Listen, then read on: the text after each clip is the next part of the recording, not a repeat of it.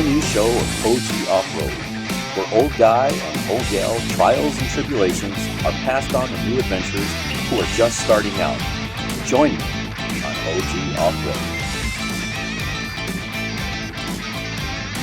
This program is meant for you who may be just starting out, or maybe you did this a while ago like me, got out of it, and now came back in. What we want to do here is take those with experience, those who've been doing this for a while, and lend into your brain and your experiences and help teach those who are just starting out. This will help them, 1, gain experience, 2, save money, and 3, learn from our pitfalls. That's the intent of our program. In our future episodes, we'll be doing things like recipes, camping out, and then cooking. As you can tell, I like to eat. So my wife and I will be showing you some wonderful recipes. It used to be in the old days it was hot dogs and hamburgers. Nowadays, from watching YouTube and seeing folks like Hernandez or 395 Junkie and the family-orientated stuff that we do out there, you can see that we can make delicious meals that you normally would make at home. Well, you can actually do it out there. And we'll show you some of those recipes. We'll show you some of our specialty cooking equipment that you can take out with you and that you can cook delicious, delicious meals. On top of that, I hopefully will have those of you out there that have a lot of experience where I can interview you and put you on camera and get you to lend your experiences over to the newcomers, the new adventurers. That in itself will help them avoid the pitfalls. I know I depended on you YouTubers. I depended on you folks to show me as I was building my vehicle. So let's start off with my rig. It's a 2017 Toyota Tacoma.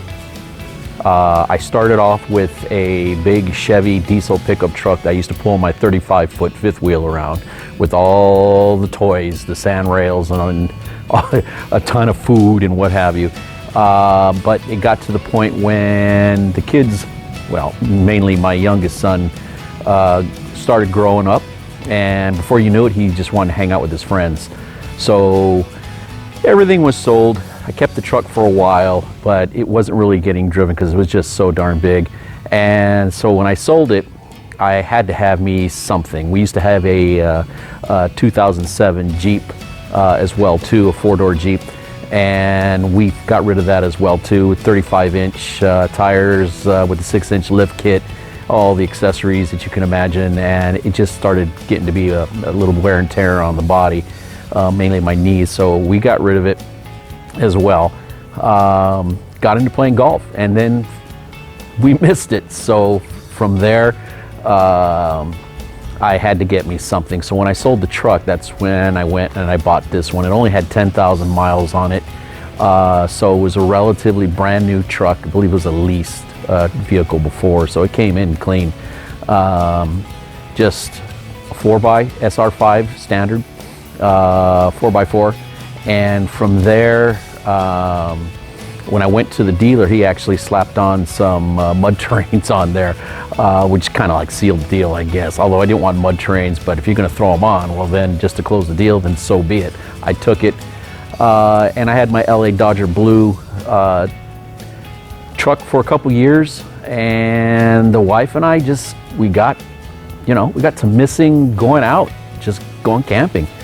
And lo and behold, my son, he started inviting us with his fiance and her family to go to Glamis, although we still haven't done it yet, but we got it planned.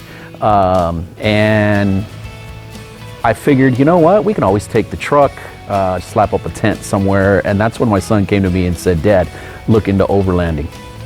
And, a couple of YouTube videos, little research, and I was hooked. I was hooked from that moment on, and the truck was the perfect truck for me to do this. Obviously in my mind, in my opinion only, I think the best thing for four-wheeling is still a Jeep. But, for what I have here, it worked out perfect. So began the trek.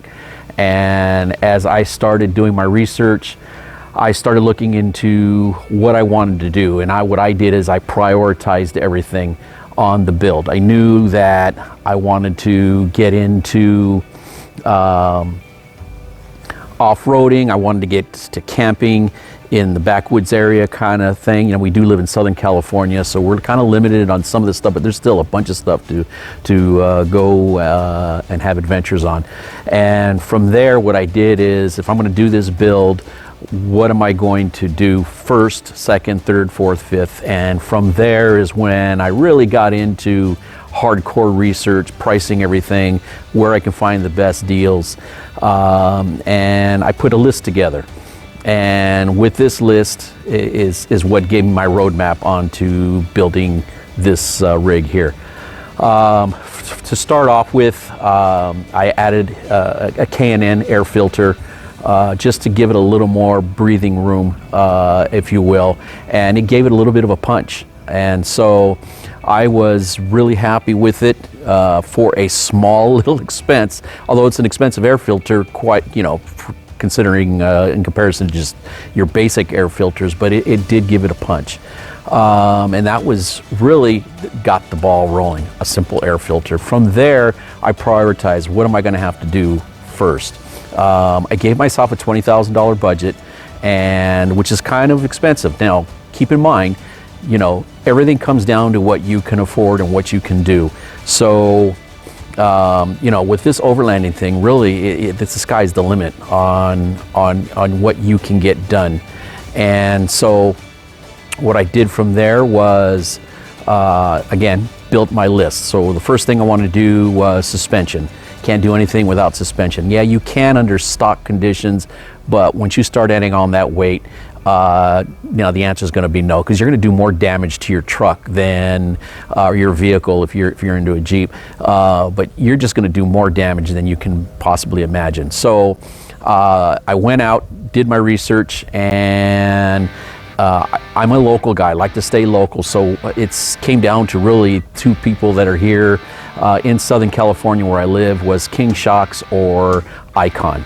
I had King on my long travel sand rail that I had before. I enjoyed them. I thought they were great.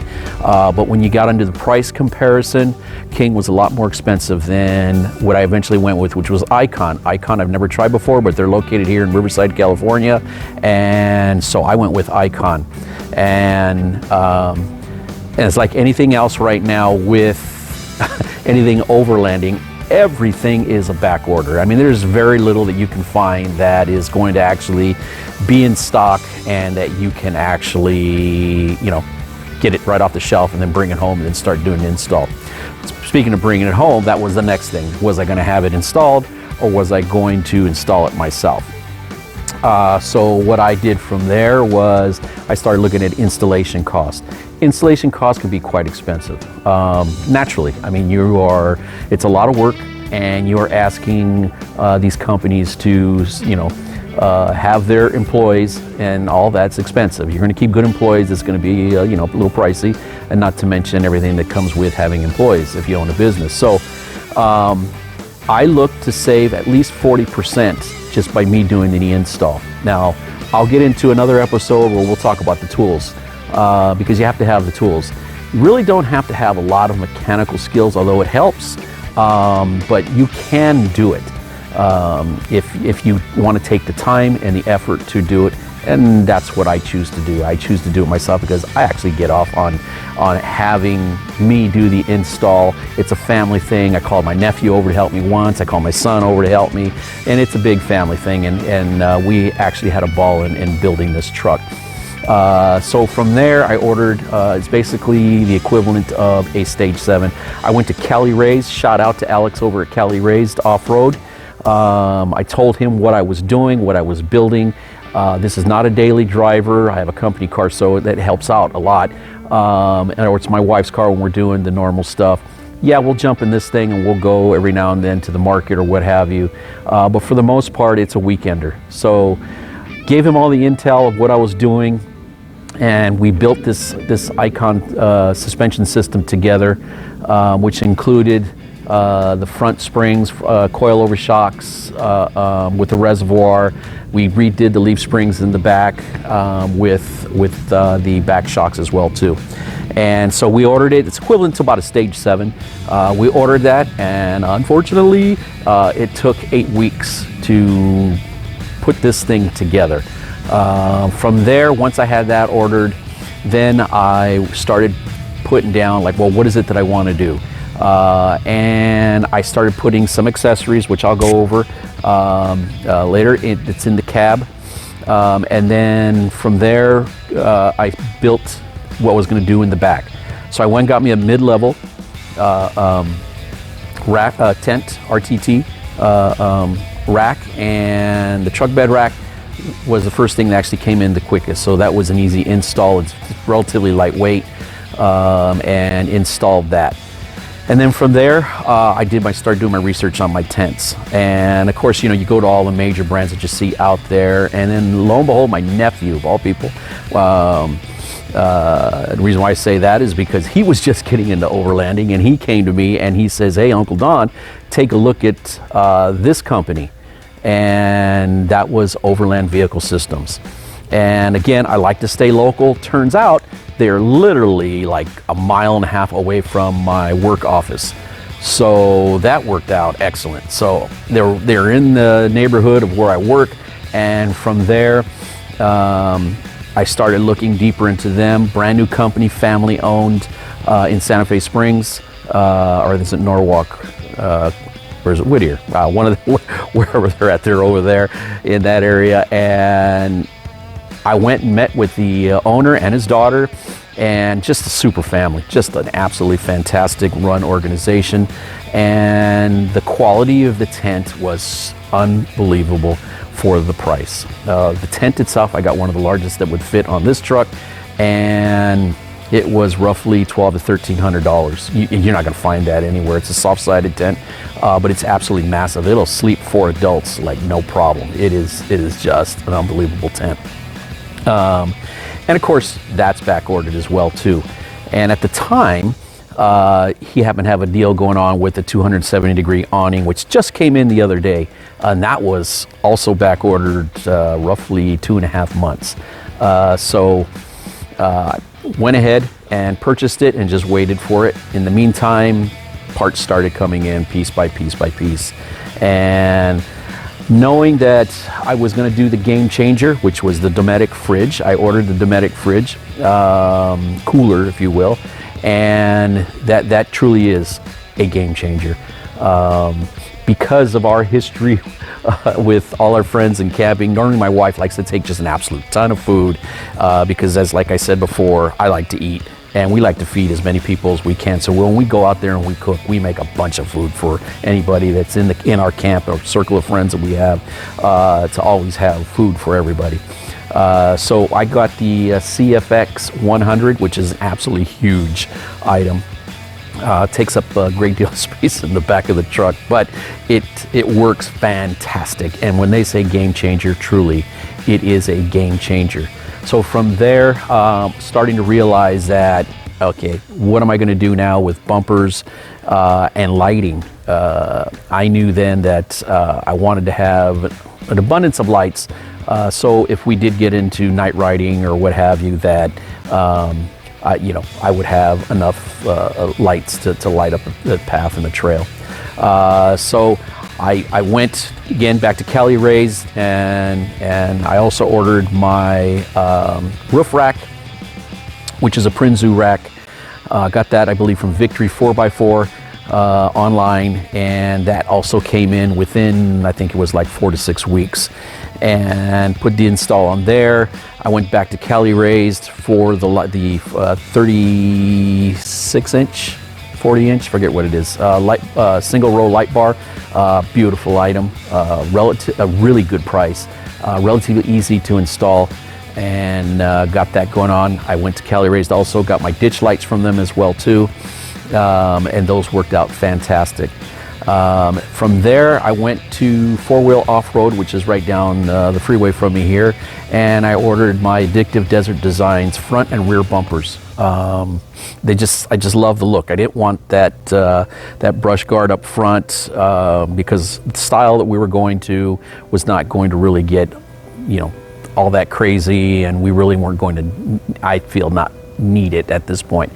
So I ordered the front and rear bumpers on it, and then I started ordering all the lights.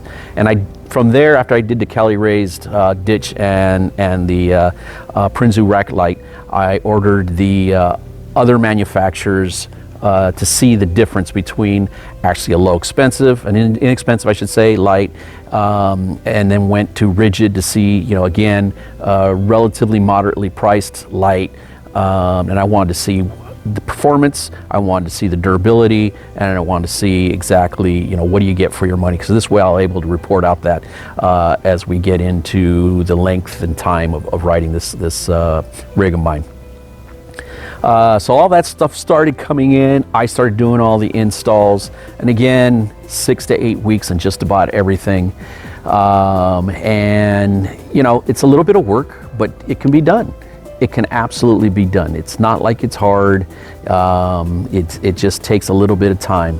Now, got to tell you, everything you order here does not come with instructions, people. So be prepared to YouTube a lot. I did a lot of YouTubes to see what others did on installs, and that kind of walked me through what I needed to do in order to get this thing accomplished. And before you knew it, I was done.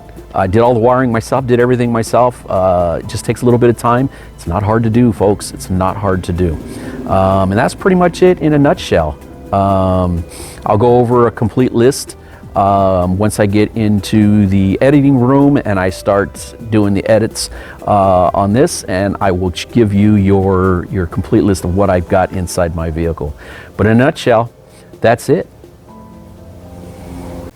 Well, there you have it, ladies and gentlemen. One last thing before we go and wrap up our first inaugural series or show, if you will, on the channel.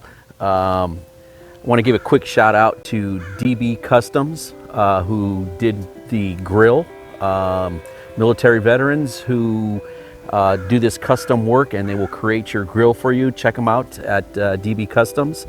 Also, one thing I forgot to show you is that I bought the Mole bedside and center console plates. That it's the center console's inside, and then the bedside Mole rack is actually in the back of my truck. Comes in really handy with putting together, whether it be toe straps or miscellaneous items that you can through Mole straps in and store them on the side. Inside the cab, I've got various pockets from my holster carrier to magazine carriers, I should say, until knife pouches and radio pouches and what have you. It's a nice system, clean setup to do. So I would highly recommend that as well too. And then finally, the last thing, I get stopped everywhere because of the graphics and, more importantly, the body wrap that's on my truck. I cannot go to a gas station. We go out on trips. I get stopped and asked about it all the time. And that was done by G2 Graphics over here in Covina, California. It's a set of it's a family run operation, but it's twin brothers that set it up.